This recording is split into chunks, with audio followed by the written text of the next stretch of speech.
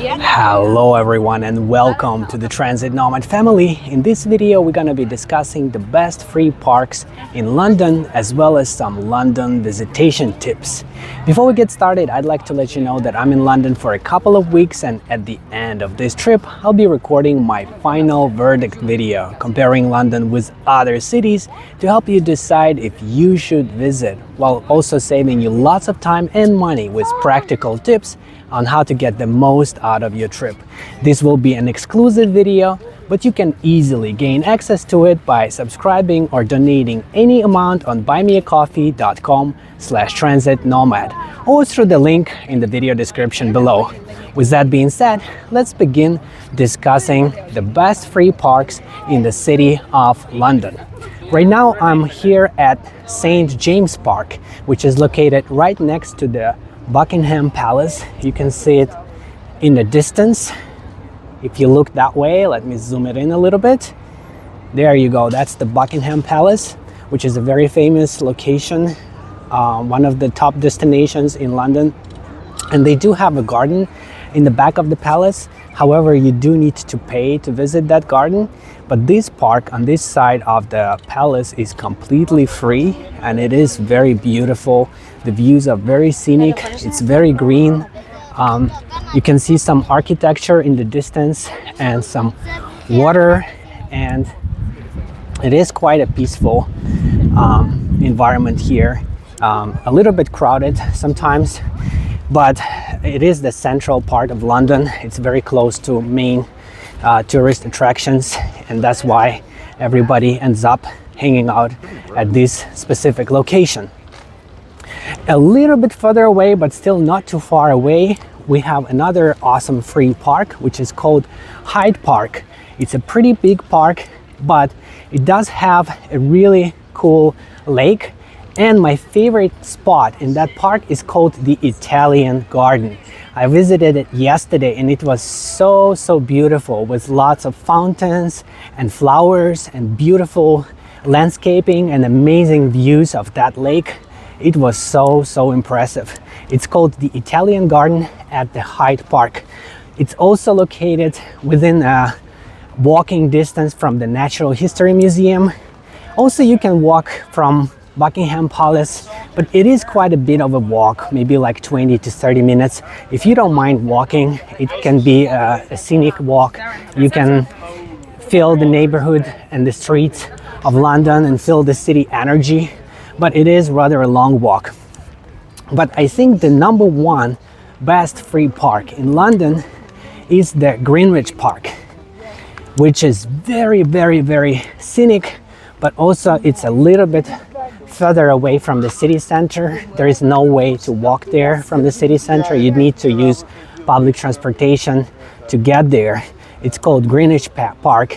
In addition to beautiful nature and amazing scenery, it also has breathtaking views of the city skyline, and I really highly recommend it if you have time when you are in London to go to Greenwich Park.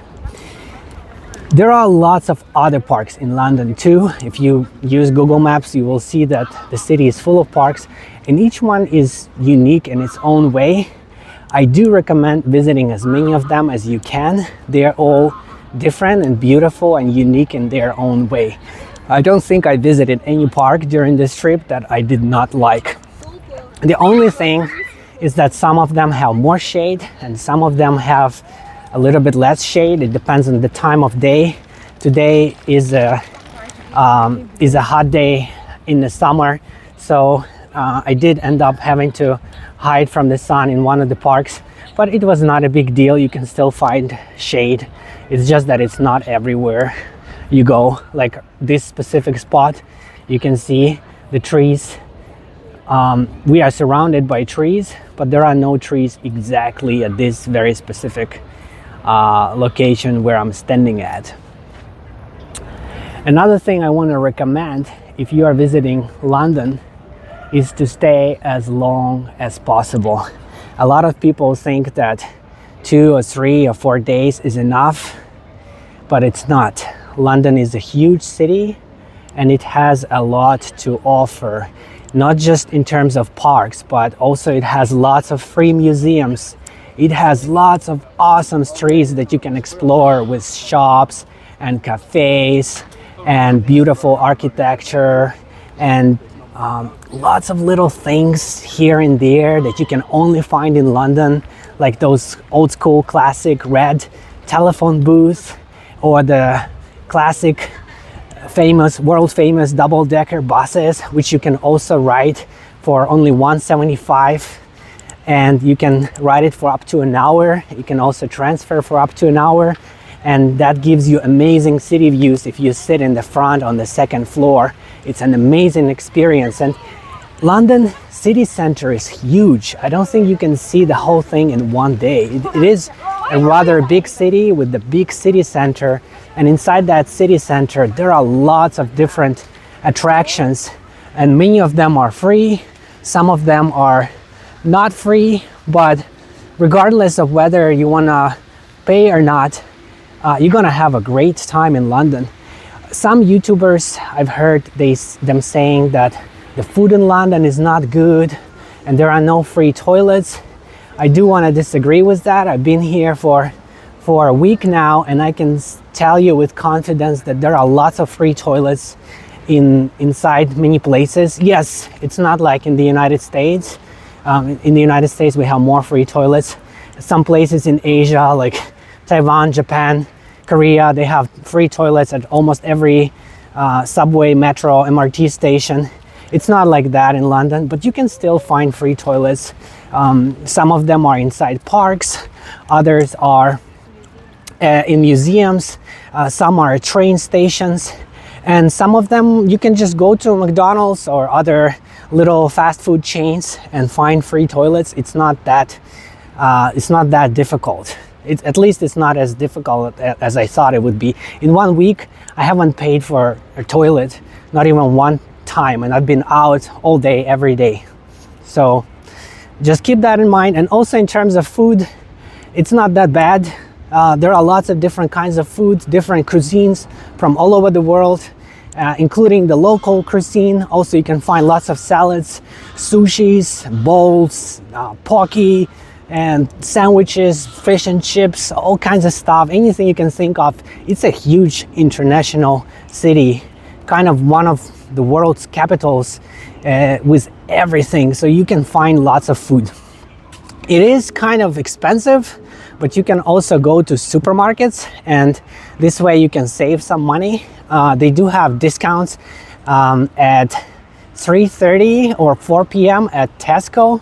Tesco Express, that is the name of the store. They have lots of different locations throughout the city, and that is the time when they mark down a lot of different items such as sandwiches and sushi and some salad bowls, and you can get it for like half the price, sometimes even less, and you can have a pretty good meal and then get that meal and sit on one of the benches in many little gardens that London has all over the place and just have a nice meal with the beautiful view, enjoying the beautiful, amazing environment that London has to offer, especially if you're in the city center, and also saving money because you don't have to pay for a restaurant meal.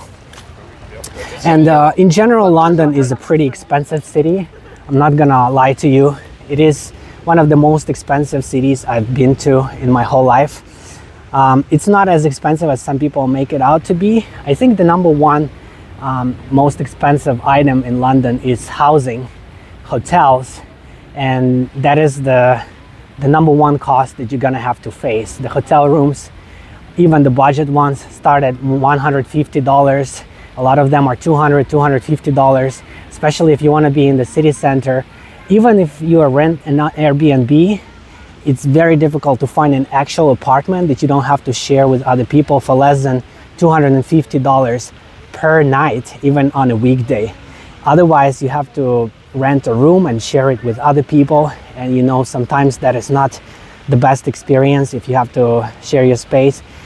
But London is kind of worth it if it's just for a week and you want to save money. It's a great way to save money because it's a lot cheaper to pay for a room than paying for the whole place. But I would definitely recommend staying at least for 1 week London certainly has a lot of things to offer. If you stay less than a week, you will feel that you are missing out because you cannot, it's impossible, it's physically impossible to see everything, even in 1 week. It is a huge city and it's a beautiful city. Even if you don't have a plan and you just walk around the city, it's really beautiful. Of course, there are some rough areas, especially outside of the city center, but it's rather a very enjoyable and scenic experience.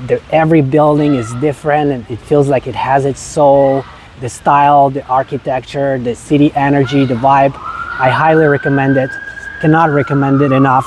And on this note, I want to point out that as an active traveler and business owner with experience, I might be able to help you with trip planning, life coaching, or business consulting, with all the details available at buymeacoffee.com/transitnomad or through the link in the video description below. This is where you'll also find lots of exclusive content on many different cities across the globe, my helpful tips, secret PDF guides, and the option to request a custom video on any topic that matters to you. Thank you everyone for watching, commenting, liking, and subscribing. I'll see you in the next one. Bye-bye.